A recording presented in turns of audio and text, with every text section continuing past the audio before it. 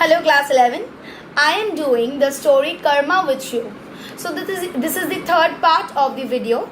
So before starting I would like to say that we are introduced to two characters, Mr. Mohanlal and Lakshmi, his wife, and we get to see that these two people are so different from each other.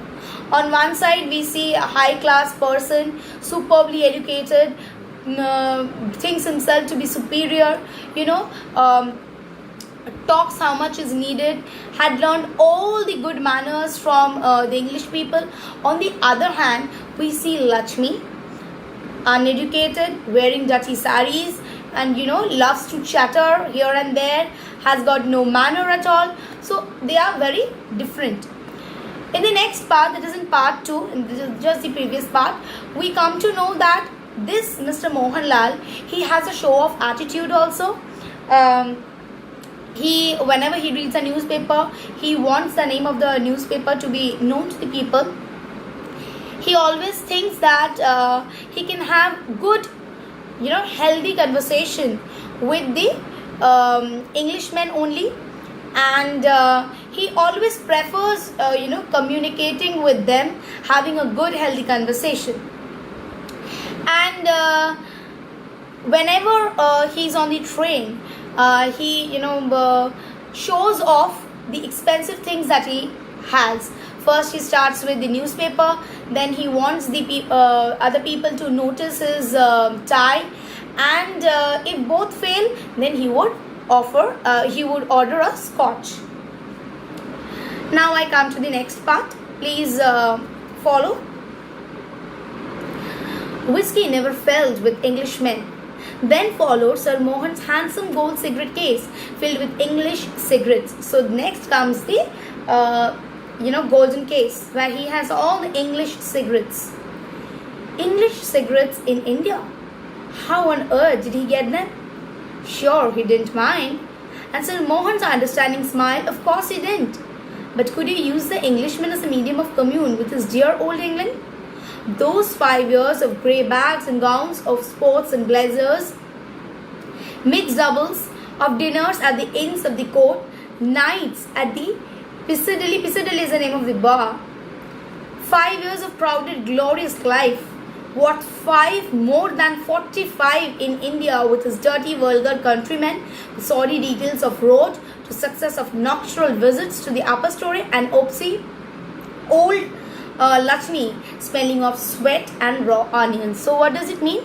He wants to say that he has been 5 years there in England, but this 5 years, is something like a breeze to him. It is much better than so many years of him in India.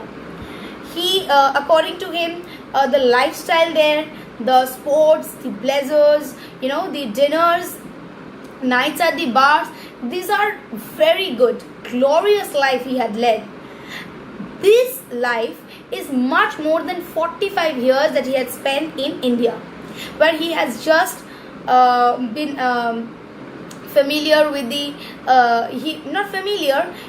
he saw dirty people, vulgar countrymen. He saw he has got a wife who smells who has got a smelly sweat, and she smells like a raw onion. So these are the facts which he disliked, and so he thought, according to him, that 5 years in England is much of the worthy. Sir Mohan's thoughts were disturbed by the bearer announcing the installation of Shahib's luggage in the first class coupe next to the engine. Sir Mohanlal walked to his coupe with a studied gait. He was dismayed. The compartment was empty. With a sigh, he sat down in a corner and opened the copy of the Times he had read several times before. So then the bearer told him that he had kept all the luggage. He went there. Again he opened the Times, which he had already read many a times. Again he is reading, so that if anybody notices him reading that. Sir Mohan looked out of the window down the crowded platform. His face lit up as he saw 2 English soldiers trudging along, looking in all the compartments for room. They had their haversacks slung behind their backs, walked unsteadily. Sir Mohan decided to welcome them even though they were entitled to travel only second class. He would speak to the guard, One of the soldiers came up to the last compartment, struck his face through the window. He surveyed the compartment and noticed the unoccupied berth. "Air, Bill!" he shouted. "One air." So, what happened? As he was doing that, as he was reading, he found that there were two soldiers, okay, English soldiers. And you know, Mr. Mohanlal, he is such a person that he longs for this, conversation with Englishmen. So seeing them, he got very excited. His face lit up. Although these two soldiers, they were allotted to be in the second class, but he decided to welcome them in the first class. One of them, he peeped through the window and found that the berth is empty, and he called his friend Bill. His companion came up, also looked at Sir Mohanlal. "Get the nigger out," he muttered to his companion. "Please throw him outside." They opened the door, turned to the half-smiling, half-protesting Sir Mohan. So they opened and they looked at him. He was half-smiling. Why smiling? They were Englishmen. Why protesting? Because he knew that they were going to throw him out. "Reserved," yet Bill. "Janta Reserve, Army Forge," exclaimed Jim, pointing to his khaki shirt. He showed his, uniform. "So it's reserved for the army." "Ekdam jao, get out." So he ordered him to get out. I say, surely, protested Sir Mohan in his Oxford accent. So he protested. The soldiers paused. It almost sounded like English, but they knew better than to trust their inebriated ears. The engine whistled and the guard waved his green flag. He sounded like Englishmen, but they hardly cared. They picked up Sir Mohan's suitcase, flung it onto the platform, threw it. Then followed his thermos flask, briefcase, bedding, the Times. Sir Mohan was livid with rage, so he was very angry. "Preposterous, preposterous, preposterous means nonsense, ridiculous," he shouted, hoarse with anger. "I'll have you arrested. Guard, guard." So he was very angry with them. Bill and Jim paused again. It did sound like English, but it was too much of the king's for them. It sounded like English, but did they really care? "Keep your ruddy mouth shut."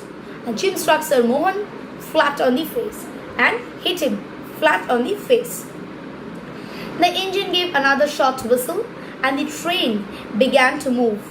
The soldiers caught Sir Mohan by the arms, flung him out of the train, took him out of the train. He reeled backwards, tripped on his bedding, landed on the suitcase. So he fell down and he finally landed on the suitcase. Toodle-doo. Okay? As if it's a sound. Sir Mohan's feet were glued to the earth, dirt and mud covered. He lost his speech. He didn't know what to say. He stared at the lighted windows of the train going past him in quickening tempo. The tail end of the train appeared with a red light and the guards standing in the open doorway with the flags in the hand. So he found the guards in the open doorway with the flags in the hand, signaling the train to move on. In the interclassen and a compartment was Lakshmi, fair, fat, on whose diamond nose ring glistened against the station lights. Her mouth was bloated with bitter saliva, which she had been storing up to spit as soon as the train had cleared the station, and he found his wife sitting in the Zenana compartment, full of saliva with the bitter lips, as if she is waiting when to spit. As the train sped past the lighted part of the platform, Lady Lal spat and sent a jet of red dribble flying across like a dirt, and she spitted out the saliva, the bitter saliva.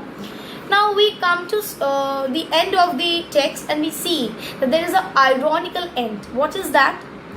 This man, okay, who thinks himself to be so superior, is actually thrown out of the train, while the lady who is uneducated, dirty, keeps on chattering, she remains like a queen in the Zenana compartment. Comfortably, she starts her journey. So students, that's it. That is the story Karma. I hope all of you have enjoyed the story and liked it. Read the answers from the PDF.